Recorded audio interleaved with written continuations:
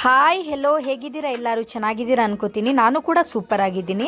ಮಾಹಿನ್ಸ್ ಕಿಚನ್ಗೆ ತಮ್ಮೆಲ್ಲರಿಗೂ ವೆಲ್ಕಮ್ ಮಾಡ್ಕೋತಾ ಇದ್ದೀನಿ. ವಿಡಿಯೋನ ಸ್ವಲ್ಪನೂ ಸ್ಕಿಪ್ ಮಾಡಿದೆ ನೋಡಿ. ವಿಡಿಯೋ ಇಷ್ಟ ಆದಲ್ಲಿ ವಿಡಿಯೋಗೊಂದು ಲೈಕ್ ಕೊಡಿ, ಚಾನಲ್ನ ಸಬ್ಸ್ಕ್ರೈಬ್ ಮಾಡ್ಕೊಳ್ಳಿ. ಹಾಗೆ ಅಲ್ಲೇ ಇರುವಂತಹ ಬೆಲ್ಲೈಕನ್ ಒತ್ತೋ ಮುಖಾಂತರ ಮುಂದೆ ಬರುವಂತಹ ಎಲ್ಲ ವಿಡಿಯೋ ನೋಟಿಫಿಕೇಷನ್ಗಳನ್ನು ಪಡೆಯಿರಿ. ಬನ್ನಿ ಸ್ನೇಹಿತರೆ, ನಾನು ಇವತ್ತು ನಿಮಗೆ ಕಾರ್ನ್ಫ್ಲೇಕ್ಸ್ ಚಿಕನ್ನ ಹೇಗೆ ಸುಲಭ ರೀತಿಯಲ್ಲಿ ಮಾಡ್ಕೋಬೋದು ಅಂತ ಹೇಳ್ಕೊಡ್ತಾ ಇದ್ದೀನಿ. ಬನ್ನಿ ವಿಡಿಯೋನ ಸ್ಟಾರ್ಟ್ ಮಾಡೋಣ. ನಾನಿಲ್ಲಿ ಬೋನ್ಲೆಸ್ ಚಿಕನ್ ತೊಗೊಂಡಿದ್ದೀನಿ. ಸ್ಕಿನ್ ಕೂಡ ರಿಮೂವ್ ಮಾಡಿ ತೊಗೊಂಡಿದ್ದೀನಿ. ಇದನ್ನ ಕ್ಲೀನಾಗಿ ವಾಶ್ ಮಾಡಿ ಇಟ್ಕೊಂಡಿದ್ದೀನಿ. ಇದನ್ನ ಸ್ವಲ್ಪ ಸ್ಲೈಸ್ ಥರ ಕಟ್ ಮಾಡಿಕೊಂಡ್ರೆ ಆಯಿತು. ಅದಕ್ಕೆ ಸ್ವಲ್ಪ ವೆನಿಗರ್, ಉಪ್ಪು ಹಾಕಿ ಸ್ವಲ್ಪ ಮ್ಯಾರಿನೇಷನ್ ಮಾಡಿ 1 ಗಂಟೆ ಟೈಮ್ ಇಡ್ತೀನಿ ನಾನು. 1 ಗಂಟೆ ಟೈಮ್ ಇಡಬೇಕದು. ವೆನಿಗರ್ ಮತ್ತು ಉಪ್ಪು. ವೆನಿಗರ್ ಇಲ್ಲ ಅಂದರೆ ನಿಂಬೆ ರಸ ಕೂಡ ಹಾಕ್ಕೋಬೋದು. ನೆಕ್ಸ್ಟ್ ನಾನಿಲ್ಲಿ ಬೌಲ್ನ ತೊಗೊಂಡಿದ್ದೀನಿ. 1 ಬೌಲ್ ತೊಗೊಂಡಿದ್ದೀನಿ. ಆ ಬೌಲಲ್ಲಿ ನಾನು ಫಸ್ಟ್ ಮ್ಯಾರಿನೇಷನ್ನ ಮಾಡ್ಕೊತಾ ಇದ್ದೀನಿ. ಮೈದಾ ತೊಗೊಂಡಿದ್ದೀನಿ. ಮೈದಾ ಒಂದು ಅರ್ಧ ಕಪ್ಪಷ್ಟು ಮೈದಾನ ಹಾಕ್ಕೊಂಡಿದ್ದೀನಿ. 1 ಟೇಬಲ್ ಸ್ಪೂನ್ ಆಗೋಷ್ಟು ಚಿಲ್ಲಿ ಪೌಡರ್ನ ತೊಗೊಂಡಿದ್ದೀನಿ. 1 ಟೇಬಲ್ ಸ್ಪೂನ್ ಆಗೋಷ್ಟು ಪೆಪ್ಪರ್ ಪೌಡರ್ನ ತೊಗೊಂಡಿದ್ದೀನಿ.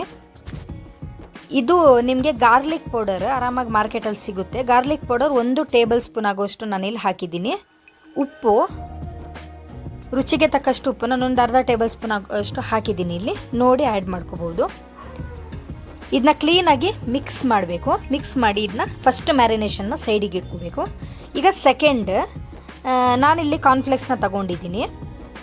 ಅದನ್ನ ಒಂದು ಲೋಟ ತೊಗೊಂಡು ಸ್ವಲ್ಪ ಅದನ್ನ ನಾನಿಲ್ಲಿ ಕ್ರಷ್ ಮಾಡ್ಕೊತೀನಿ. ಕೈಯಲ್ಲೂ ಕೂಡ ಮಾಡ್ಕೋಬೋದು. ಜಾಸ್ತಿ ಮಾಡೋಕ್ಕೆ ಹೋಗಬೇಡಿ.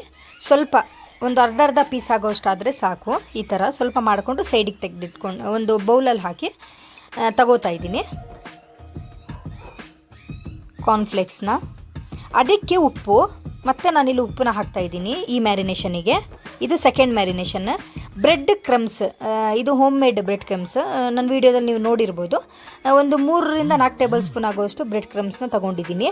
ಪೆಪ್ಪರ್ ಪೌಡರ್ ಒಂದು ಅರ್ಧ ಟೇಬಲ್ ಸ್ಪೂನ್ ಆಗೋಷ್ಟು ಪೆಪ್ಪರ್ ಪೌಡರ್. ಆರಿಗ್ಯಾನೋನ ತೊಗೊಂಡಿದ್ದೀನಿ. 1 ಟೇಬಲ್ ಸ್ಪೂನ್ ಆಗೋಷ್ಟು ಆರಿಗ್ಯಾನನ್ನ ಇಲ್ಲಿ ನಾನು ಹಾಕಿದ್ದೀನಿ.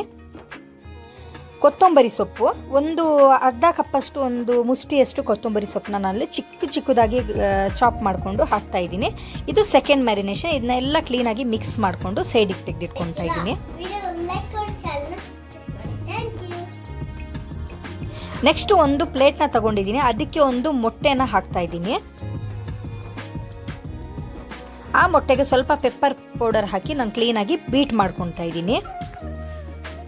ಈ ಥರ ಕ್ಲೀನಾಗಿ ಬೀಟ್ ಮಾಡ್ಕೊಂಡು ಇದನ್ನು ಕೂಡ ಸೈಡಿಗೆ ತೆಗೆದಿಟ್ಕೊಂಡು, ಈಗ ಮ್ಯಾರಿನೇಷನ್ ಏನು ಫಸ್ಟ್ ಮಾಡ್ಕೊಂಡಿದ್ದೆ ಚಿಕನ್, ಅದೊಂದು ಅರ್ಧ ಗಂಟೆ ನಾನು ಇಟ್ಟಿದ್ದೆ, ಆಗಿದೆ. ಈಗ ನಾನು ಅದನ್ನ ಫಸ್ಟ್ ಮ್ಯಾರಿನೇಷನ್ ಇತ್ತು ಮೈದಾ ಏನು ಕೋಟಿಂಗ್ನ ರೆಡಿ ಮಾಡ್ಕೊಂಡೆ, ಆ ಕೋಟಿಂಗಲ್ಲಿ ಕ್ಲೀನಾಗಿ ಡಿಪ್ ಮಾಡಿ ನಂತರ ಎಗ್ನ ಏನು ಬೀಟ್ ಮಾಡ್ಕೊಂಡಿದ್ದೆ ಆ ಎಗ್ಗಲ್ಲಿ ಕೂಡ ನಾನು ಅದಕ್ಕೆ ಕೋಟಿಂಗ್ ಕೊಟ್ಟು ಲಾಸ್ಟಿಗೆ ಕಾರ್ನ್ಫ್ಲೇಕ್ಸ್ನ ಏನು ನಾನು ರೆಡಿ ಮಾಡ್ಕೊಂಡಿದ್ದೆ ಕೋಟಿಂಗ್, ಅದರಲ್ಲೂ ಕ್ಲೀನಾಗಿ ಡಿಪ್ ಮಾಡಿ ಒಂದು ಪ್ಲೇಟಲ್ಲಿ ತೆಗೆದಿಟ್ಕೊತಾ ಇದ್ದೀನಿ. ಸೇಮ್ ಮೈದಾ ಕೋಟಿಂಗ್ ಫಸ್ಟ್, ನಂತರ ಮೊಟ್ಟೆಯಲ್ಲಿ, ನಂತರ ಕಾರ್ನ್ಫ್ಲೇಕ್ಸ್ ಲಾಸ್ಟ್. ಈ ಥರ ಮಾಡಿ ನಾನು ಎಲ್ಲ ತೆಗೆದಿಟ್ಕೊತಾ ಇದ್ದೀನಿ ಒಂದು ಪ್ಲೇಟಲ್ಲಿ. ತುಂಬ ಚೆನ್ನಾಗಿರುತ್ತೆ, ಒಂದ್ಸಲಿ ಮಾಡಿ ನೋಡಿ. ಈಗ ಒಂದು ಪ್ಯಾನಲ್ಲಿ ಎಣ್ಣೆ ಹಾಕಿದ್ದೆ ಬಿಸಿ ಇಡೋಕ್ಕೆ. ಇದು ಹಾಕುವಾಗ ಎಣ್ಣೆ ಸ್ವಲ್ಪ ಬಿಸಿ ಇರಲಿ, ನಂತರ ತಕ್ಷಣ ಸ್ಲೋ ಮಾಡಿಬಿಡಿ. ಅದನ್ನ ಜಾಸ್ತಿ ಹೈ ಫ್ಲೇಮಲ್ಲಿ ಕುಕ್ ಆಗಬಾರ್ದಿದ್ದು, ಯಾಕಂದರೆ ಮೇಲೂ ಕೂಡ ಕಾರ್ನ್ಫ್ಲೇಕ್ಸ್ ಇರೋದ್ರಿಂದ ಅದು ಕೂಡ ಬ್ಲ್ಯಾಕ್ ಆಗಿಬಿಡುತ್ತೆ ಮತ್ತು ಒಳಗೆ ಚಿಕನ್ ಕುಕ್ ಆಗಲ್ಲ. ಅದಕ್ಕೆ ಸ್ಲೋ ಫ್ಲೇಮಲ್ಲಿ ಇಟ್ಟು ಅದನ್ನ ಕುಕ್ ಮಾಡ್ಕೋಬೇಕು. ಈ ಥರ ನೋಡ್ತಾ ಇರ್ಬೋದು ನೀವು. ನಾನು ಸ್ಲೋ ಫ್ಲೇಮಲ್ಲಿ ಕ್ಲೀನಾಗಿ ಅದನ್ನ ಕುಕ್ ಮಾಡ್ತೀನಿ. ತುಂಬ ಚೆನ್ನಾಗಿ ಬಂದಿತ್ತು. ಮಾಡಿ ನೋಡಿ, ಕಮೆಂಟ್ ಬಾಕ್ಸಲ್ಲಿ ನನಗೆ ಕಮೆಂಟಾಗಿ ತಿಳಿಸಿ ಹೇಗೆ ಬಂದಿತ್ತಂತ. ಎಲ್ಲರೂ ಕೂಡ ಇಷ್ಟಪಟ್ಟು ತಿಂತಾರೆ, ಚೆನ್ನಾಗಿರುತ್ತೆ. ಈಗ ನಾನು ನೋಡಿ ನನಗೆ ಒಂದು 7-8 ನಿಮಿಷ ತಗೋತು. ಇದು ತೆಗೆದು ನಾನೀಗ ಸರ್ವ್ ಮಾಡ್ತಾಯಿದ್ದೀನಿ. ಇದು ನಾನಿಲ್ಲಿ ಮಯೋನೀಸ್ನ ಆಲ್ರೆಡಿ ಮಾಡಿಕೊಂಡು ರೆಡಿ ಇಟ್ಕೊಂಡಿದ್ದೀನಿ. ಮಯೋನೀಸಲ್ಲೂ ತುಂಬ ಚೆನ್ನಾಗಿರುತ್ತೆ. ಗಾರ್ಲಿಕ್ ಸಾಸ್ ಏನು ಬರುತ್ತೆ ಅದರಲ್ಲೂ ಕೂಡ ತಿನ್ನೋಕ್ಕೆ ಚೆನ್ನಾಗಿರುತ್ತೆ. ಒಂದ್ಸಲಿ ಟ್ರೈ ಮಾಡಿ ನೋಡಿ. ಇದನ್ನ ನಾನೀಗ ನಿಮಗೆ ತೆಗೆದು ಕೂಡ ತೋರಿಸ್ತಾ ಇದ್ದೀನಿ. ಒಳಗೆ ನೋಡ್ಬೋದು ನೀವು ಚಿಕನ್ ಎಷ್ಟು ಚೆನ್ನಾಗಿ ಕುಕ್ ಆಗಿದೆ ಅಂತ. ನೋಡೋಕ್ಕೆ ಎಷ್ಟು ಚೆನ್ನಾಗಿದೆ, ಟೇಸ್ಟು ಕೂಡ ಅಷ್ಟೇ ಚೆನ್ನಾಗಿರುತ್ತೆ. ಒಂದ್ಸಲಿ ಮಾಡಿ ಟ್ರೈ ಮಾಡಿ. ವಿಡಿಯೋ ಇಷ್ಟ ಆಗಿದೆ ಅನ್ಕೋತೀನಿ. ವಿಡಿಯೋ ಇಷ್ಟ ಆಗಿದ್ರೆ ಪ್ಲೀಸ್ ವಿಡಿಯೋಗೊಂದು ಲೈಕ್ ಕೊಡಿ. ಯಾರು ಇನ್ನೂ ನನ್ನ ಚಾನಲ್ನ ಸಬ್ಸ್ಕ್ರೈಬ್ ಮಾಡದೆ ನೋಡ್ತಾ ಇದ್ದೀರಾ, ಚಾನಲ್ನ ಸಬ್ಸ್ಕ್ರೈಬ್ ಮಾಡಿ. ಹೀಗೆ ಸಪೋರ್ಟ್ ಮಾಡ್ತಾಯಿರಿ ಅಂತ ಹೇಳ್ತಾ ಮುಂದೆ ಹೊಸ ರೆಸಿಪಿಯೊಂದಿಗೆ ಮತ್ತೆ ಭೇಟಿ ಆಗ್ತೀನಿ. ಅಲ್ಲಿವರೆಗೂ ಕಾಯ್ತಾಯಿರಿ. Thank you.